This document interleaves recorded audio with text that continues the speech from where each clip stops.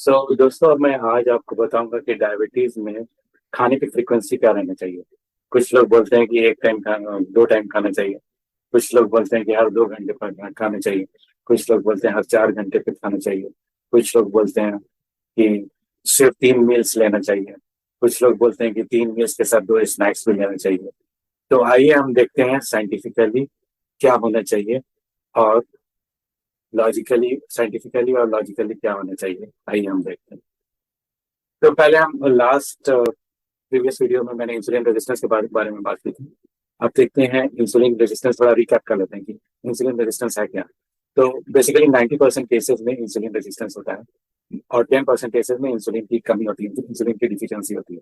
तो insulin resistance एक ऐसा कंडीशन है जिसमें सेल्स जो है वो रेजिस्टेंस हो जाता है इंसुलिन से। वो इंसुलिन को अपने अंदर एक्सेप्ट नहीं करता। नॉर्मली इंसुलिन का फंक्शन क्या है? इंसुलिन प्रोड्यूस होता है पैनक्रियास से।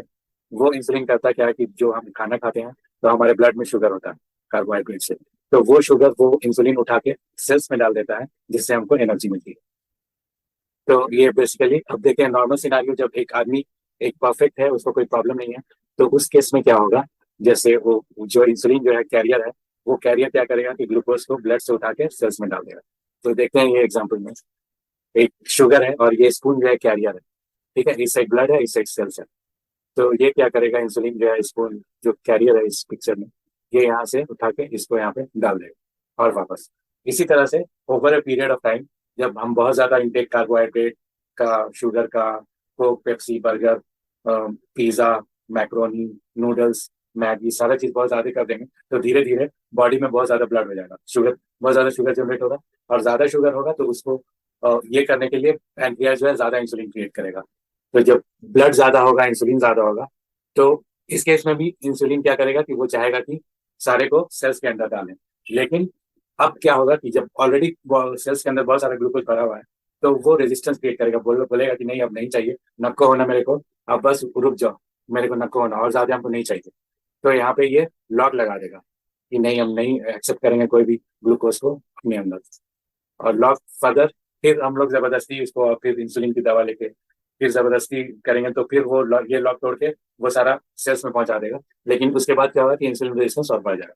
तो इसी फेनोमेना को इंसुलिन रेजिस्टेंस कहते हैं। जैसे ये एग्जांपल हुआ, जैसे सेल है, इंसुलिन रिसेप्टर है, तो ग्लूकोज क्या करेगा, ग्लूकोज को ये अंदर जाने नहीं देगा, सेल के अंदर रिसेप्टर जो है क्लोज हो जाएगा। तो बेसिकली ये रीजन क्या होता है? रीजन ये है कि हम लोग ओवर पीरियड ऑफ टाइम, ये इंसुलिन रेजिस्टेंस एक दो दिन में नहीं होता, सालों लग जाता है। ओवर पीरियड ऑफ टाइम हम लोग की जो फूड हैबिट है, इसमें है कि बहुत ज्यादा कार्बोहाइड्रेट हम लोग खाते हैं, 70 to 80%, और 20% फ्रूट खाते हैं, 10% फिर protein like egg, chicken, fish, meat, और 2% या 3% ऑयल्स लेते हैं। तो इसी तरह से हमारी ईटिंग हैबिट है। लेकिन ज्यादा ज्यादा कार्बोहाइड्रेट खाने की वजह से ये जो है, ये कंडीशन आ जाता है इंसुलिन रेजिस्टेंस का। इसको मेटाबॉलिक सिंड्रोम भी कहते हैं। तो नॉर्मली पुराने दिनों में क्या होता था, जब हम लोग छोटे थे, तो नॉर्मली लोग 3 मील खाते थे, सुबह सुबह दिन में और रात में, ब्रेकफास्ट, लंच एंड डिनर। लेकिन अब धीरे धीरे जैसे फास्ट फूड आ गया, या बहुत बहुत सारा ईटिंग पैटर्न में चेंज हो गया, मार्केट में बहुत कमर्शियलाइजेशन हो गया, तो बहुत सारा प्रोडक्ट इजिली अवेलेबल है, लोग की लाइफ ज्यादा बिजी है, तो वो अपना घर में कुक करने के बजाय वो बाहर से खाना मंगा लेते हैं।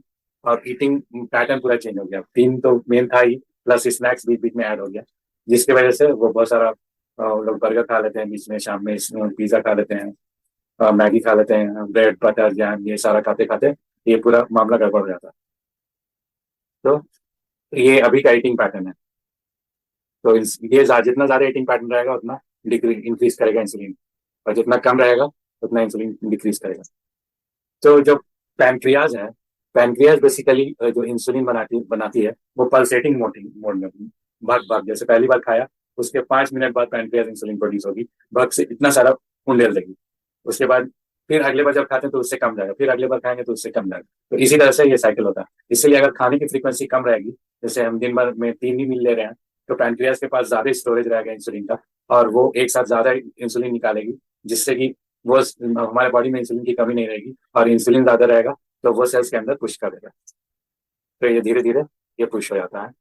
तो ऐसे ही काम करता है। तो इसमें दो चीज, एक तो बॉडी में बहुत ज्यादा इंसुलिन रेजिस्टेंस है, दूसरी बात है अगर इंसुलिन रेजिस्टेंस ज्यादा है, तो फिर पैनक्रियाज जो है इंसुलिन बनाना कम कर देती है। उसके जो बीटा सेल्स है वो धीरे धीरे डीएक्टिवेट हो जाते हैं। जैसे 15 लाख बीटा सेल्स है, फिर 10 लाख हो जाएगा, फिर 5 लाख होगा, फिर एक दिन ऐसा आएगा कि आपका सारा बीटा सेल खत्म हो जाएगा, आपका पैनक्रियाज इंसुलिन प्रोड्यूस नहीं कर पाएगा और आपको इंसुलिन इंजेक्शन लेना पड़ेगा। सो खाने का हमारा जो पैटर्न है, 3 तरह का पैटर्न है, एक निबलिंग, दूसरा स्नैकिंग और तीसरा मील्स। सो निबलिंग में हम क्या करते हैं कि जब भी जा रहे हैं रास्ते में, कोई फ्रेंड मिल गया, उसने बिस्किट दे दिया, एक चॉकलेट दे दिया, या ऑफिस में काम कर रहे हैं, किसी के डेस्क से एक चॉकलेट उठा लिया, किसी के घर कुछ पार्टी होता है तो उसने मिठाई ला के दिया, एक दो मिठाई ले लिया। तो इससे क्या होगा कि निबलिंग से तो हम तो बोलते हैं इसको काउंट ही नहीं करते हैं खाने में, लेकिन जो ईटिंग फ्रीक्वेंसी है, फ्रीक्वेंसी ऑफ ईटिंग या एपिसोड ऑफ ईटिंग जो है वो चेंज हो जाती है। इससे वो पैनक्रियाज पे बहुत फर्क पड़ता है, स्पेशली जो लोग इंसुलिन रेजिस्टेंस है, जो डायबिटिक है, उनके पैनक्रियाज पे बहुत सारा इफेक्ट पड़ेगा। उसके बाद दूसरा है स्नैकिंग। स्नैकिंग में हम थोड़ा चाय के साथ कुछ heavy like bread butter, toast, bread pakora, samosa, ये सारी चीज देते हैं, तो इससे भी और प्रेशर पड़ता है। तो इस अगर हम कम फ्रीक्वेंसी कर देंगे खाने की, तो मील्स तो हम अवॉइड नहीं कर सकते हैं, एटलीस्ट 3 मील तो रहेगा ही, लेकिन स्नैकिंग में हम कम कर देंगे, निबलिंग छोड़ देंगे, तो हमारे इस पे इंसुलिन रेजिस्टेंस बहुत हद है कि उसको रिवर्स होने का चांसेस है। तो बेसिकली बट ये रिकमेंडेशन ये बहुत सारे लोगों ने किया है जो डायबिटिक रिवर्सल प्रोग्राम चलाते हैं, कि हमारा फास्टिंग विंडो रहना चाहिए 12 आवर्स का, और 12 आवर्स का ईटिंग विंडो रहना चाहिए। तो फास्टिंग विंडो तो ठीक है, 9 बजे रात से लेकर सुबह 9 बजे तक कुछ खाना नहीं, आप काम उम करके आप सो जाइए, खाना खा के कुछ देर के बाद वॉक करके सो जाइए, उसके बाद दूसरे दिन जब उठिए तो सीधे 9 बजे के बाद ही खाना खाइए, सो दैट 12 आवर्स डिफरेंस रहना चाहिए। उसके बाद 9 AM में ब्रेकफास्ट, 2 PM में लंच और 9 PM में डिनर, इस तरह से 3 ही मील हो गया 3 बार का, और इससे काफी फायदा होगा इंसुलिन रिवर्सल प्रोसेस में, इंसुलिन रेजिस्टेंस काफी इसमें इंप्रूव होगी, और इंसुलिन रेजिस्टेंस इंप्रूव होगी तो डायबिटीज इंप्रूव होगी, डायबिटीज इंप्रूव होगी तो डायबिटीज रिवर्स हो जाएगी। इसी तरह से तीन टाइम है, लेकिन 4 टाइम भी कर सकते हैं। तो बीच में एक और इवनिंग स्नैक्स का हमने ऐड कर दिया। ये 4 टाइम फास्टिंग विंडो तो 12 आवर्स की, और ईटिंग विंडो जो है उस 12 आवर्स में आप 4 टाइम में ले सकते हैं, 3 टाइम मेन मील्स और एक टाइम स्नैक्स। उसके बाद अगर अगर ज्यादा सीवियर है आपको, तो आप सिर्फ आप थोड़ा ज्यादा फास्टिंग विंडो कर सकते हैं, 18-16, मतलब 8-16 hour fasting window and 8 hour eating window. उस 8 आवर ईटिंग विंडो में दो दो बार आप कर सकते हैं, 4-4 घंटे का गैप के साथ। तो ईटिंग पैटर्न जो है थोड़ा सा हम लोग को शिफ्ट करना पड़ेगा, from very high carb to very low low carb. At least 20% आपके खाने का, जो अभी 80% कार्ब रहता है, उसको 20% करना पड़ेगा। फैट्स और प्रोटीन में आपको बढ़ाना पड़ेगा इनटेक।